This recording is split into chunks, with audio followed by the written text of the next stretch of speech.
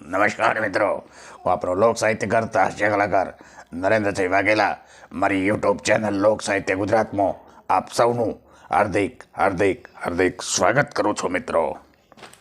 અને ઓલી બેડી ગયા વિડીયોમાં તમે જોઈ હતી, ધુમાડા કરતી હતી મારી બેટી મોંઘી બેડી જોઈ હતી ને, એ આદાય પાછો લાવ્યો છું. પેલા ભત્રીજો જે અમેરિકાથી લાવ્યો હતો એના પાસે પડી હતી લીધેલી ખોખું આપણે લઈ લીધું તે તો જતો રહ્યો પાછો. એ ખોખાની એક બેડીમાંથી કાઢી લાવ્યો, ફૂંકી લઉં પછી વાતું કરીશું.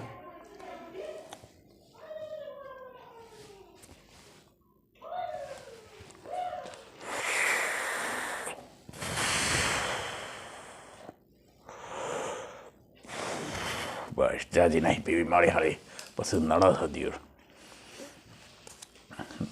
નમસ્કાર મિત્રો, હવે આપણે મૂળ શૈલી જોક્સ ઉપર આવી જઈએ. હું નાનો હતો ને ત્યારે મારી બાની બેનપણીઓ ઘીરે આવતી અને કે તારો છોકરો કેટલો ડાયો છે. એટલે મારી બા કે હા લઈ જા ત્યારથી તારા ઘીરે એટલે ખબર પડે કેટલો ડાયો છે. અને હમણાં મારી પત્નીની ગર્લફ્રેન્ડો ઘીરે આવી હતી અને એ બોલી કે તારા ઘરવાળા કેટલા સારા છે. પણ આ કાગડામુખી આ કાળમુખી મોટેથી એમ ન બોલી કે લઈ જાઓ 4 દિવસ. દરેક મહિલાનું એક સપનું હોય છે કે ભરપેટ ખાવું પણ જાડા ના દેખાવું. રાત્રે 1:30 વાગે પપ્પાએ દીકરાના રૂમમાં જઈને ધીરે કરીને એના ચશ્મા કાઢી અને ટેબલ ઉપર બાજુમાં મૂક્યા. એના હાથમાં હતું પુસ્તક, એ ખેંચી લીધું અને પાછું ટેબલ ઉપર ગોઠવી દીધું.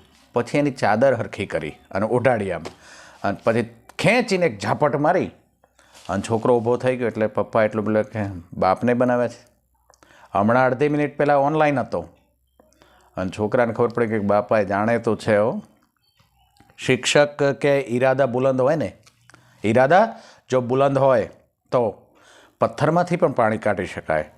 અને એક વિદ્યાર્થી ઊભો થઈને એટલો બોલ્યો કે સાહેબ હું તો લોઢામાંથી એ પાણી કાઢું છું. કે કેવી રીતે? તો કે હેન્ડપંપ હેન્ડપંપ. શિક્ષક કે તે કોઈ દિવસ ધર્મનું સારું કાર્ય કર્યું છે? તો મન્યો કે આ સાહેબ કર્યું છે ને. એક અમારી સોસાયટીના બા ધીરે ધીરે ધીરે ધીરે ગીરે જતા હતા અને મેં વાહે કૂતરા દોડાવ્યા અને ઝડપથી ગીરે પુગાડી દીધા. રામુ કે પપ્પા કાલે હું નિશાળે નહીં જાઉં. શું કામ? તો કે કાલે આજે અમારી સ્કૂલમાં વજન કાંટો લાવ્યા હતા અને વજન કર્યું બધા વિદ્યાર્થીઓનું, એટલે આવતીકાલે નહીં જાઉં. પણ કે કારણ શું? તો કે કારણ એટલું જ કે આજના શિક્ષકોનું પપ્પા બરહો કરાય નહીં. કાલે વજન કર્યું છે અને આજે કદાચ ભંગારના ભાવમાં વેચી મારે તો. પિન્ટુ કે દાદી ઊંઘ નથી આવતી તો ટીવી જોઉં. એટલે દાદી કે ના મારી હારે વાતો કરે. તો પિન્ટુ કે દાદી આપણે હંમેશા ઘરમાં 6 જણા જ રહીશું, તમે, મમ્મી, પપ્પા, હું, બેન અને આપણી બિલાડી. તો દાદી કે ના રે ના, આવતીકાલે બેટા તારા માટે ડોગી લાવવાનો છે, કૂતરો લાવીશું. તો પછી બા કૂતરો લાવીશું એટલે બિલાડી ભાગી નહીં જાય તો પાછા 6 થઈ જવાના ને. તો કે પછી બેટા તારા લગ્ન કરાવશું એટલે તારી વહુ ગીરે આવશે એટલે પાછા 7 થઈ જવાના ને. કે તો પછી ત્યાં સુધીમાં બેન લગ્ન કરીને હારે નહીં વહી જાય, આપણી બેન લગ્ન કરીને હારે વહી જશે, પાછા 6 ના 6 થઈ જાઉં ને. તો કે બેટા પછી તારા ઘેરે દીકરો આવશે ને, તારા ઘેરે દીકરો આવશે એટલે પાછા 7 થઈ જાઓ ને. તો કે બા ત્યાં સુધીમાં પણ તમે નહીં ટપકી જાઓ, ત્યાં સુધીમાં તમે થોડા ને બેઠા રહેવાના, તમે ટપકી જાઓ, પાછા 6 ના 6 થઈ જવાના. અને દાદી એટલું બોલ્યા કે કૂતરીના પેટના જ્યાં ટીવી જો પણ ચાલુ ન કરતો. આ બુદ્ધિ છોકરાઓની. એકવાર એક બાદશાહે બધા કેદીઓને ખુશ થઈને છોડી મૂક્યા કે જાઓ બધાને રિહા કરી દેવા છે. અને છેલ્લે એક કેદી ધીરે ધીરે ઉંમરલાયક હાલતા આવતા એટલે એણે પૂછ્યું બાદશાહે કે તમે કેટલા વખતથી જેલમાં છો? તો કે આપણા બાપુજી વખતથી. તો કેવું કે આમને પાછા જેલમાં નાખી દો. શું કામ? તો કે બાપુજીની આ છેલ્લી યાદી છે, આ છેલ્લી નિશાની છે. ભાભો મનમાં મંજાણો ખાડું મેં ન કીધું હોત સાચું તોય સારું હતું. એક મિત્ર દારૂડિયો બીજા દારૂડિયા મિત્રને કે એક તારી પત્ની તું રોજ સાંજે ઘીરે પીને જાય તો કાંઈ કહેતી નથી? તો કે કહેતી નથી, બોલે છે. તો કે શું બોલે છે? તો કે નખો જ જાજો જેમણે આ કૂતરાઓએ તમને લત લગાડી છે એવા તમારા મિત્રોનું, અને એમને કીડા પડજો. બોલ્યો કે મેં પૂછ્યું ન હોત તો સારું કર્યું હતું. 1 મહિનો બહાર રહીને પતિ ઘેરે આવ્યો અને ત્યાં પત્ની બોલી કે જો તમે 1 મહિનો બહાર રહ્યા ને તો હું તમારી યાદમાં માંદી પડી ગઈ, કદાચ હું મરી ગઈ હોત તો તો પતિ કે પણ હું ક્યાં શમશાનની ચાવી લઈને હારે ગયો હતો, શમશાનની ચાવી હું થોડો હારે લઈ ગયો હતો. આ કળિયુગના પતિ પત્ની. પણ મને મારા પડોશી કે જગલાનું હગું નથી થતું. હવે એક જગ્યાએથી વાત આવી છે ને તમારા જેવા કલાકાર હારે આવે તો મોજ આવી જાય. હાલો ને મારે હારે નરેન્દ્ર સાહેબ 2 કલાક તમે સમય કાઢો તો આપણે બેસશું અને વાતચીત કરીએ. તમારો જો નામદાર માણસ જો હારે હોય તેનું ઠેકાણું પડી જાય, ડાળે પાંખડું વળગી જાય. તો મેં કીધું ભાઈ એનું સારું થતું હોય મગનનું તો આપણને શું વાંધો.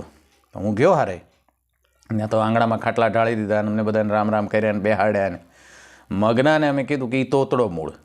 એટલે કીધું ભાઈ તારે જો રસ્તામાં શીખવાડી દીધું તારે કાંઈ બોલવાનું નહીં. તો કે બોલવાનું તોતાય નહીં પણ તઈ તેવું હોય તો મેં કીધું સંગીતમાં ગીત ગાય તો હાલશે, કારણ ગીતમાં તું તોતડોથી ખબર નહીં પડે. તો કે તોતાય વાંધો નહીં. અને અમે ગયા અને જઈને ખાટલે બેઠા, બધા રામે રામ કર્યા અને પછી છગનિયો બેઠો તો શાંતિથી ને ઓલી બાઈ જેનું પણ દીકરીનું હગું કરવું હતું એ ચા લઈને આવી કેટલી, એટલે અમને દેવા જતી ત્યાં કેટલીમાંથી એટલે અમે કીધું નહીં પહેલાં એમને દો.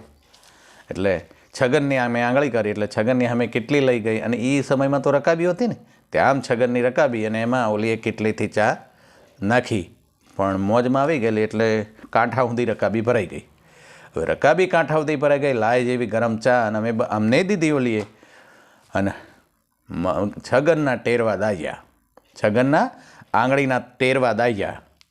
હન છગનને બોલવાની ના પાડી હતી એટલે છગન સંગીતમાં બોલ્યો, એ દલમ લાદે મને દલમ લાદે લતાબી માતા મને દલમ લાદે.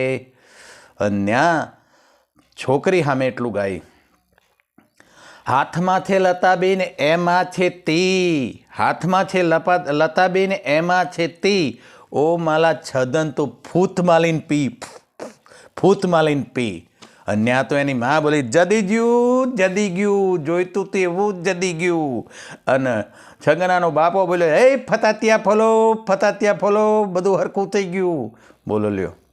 જય માતાજી મિત્રો, મારી આ શૈલી આપ સૌને પસંદ આવતી હોય તો ચોક્કસ મારી channel Lok Sahitya Gujarat Vaghela Narendrasinh like share subscribe કરશો મિત્રો અને કરાવશો, કારણ કે તમારી વાહમાં જ અમારી હા હોય છે, તમારી વાહમાં અમારી હવા હોય છે. Thank you. જય માતાજી મિત્રો, જય માતાજી.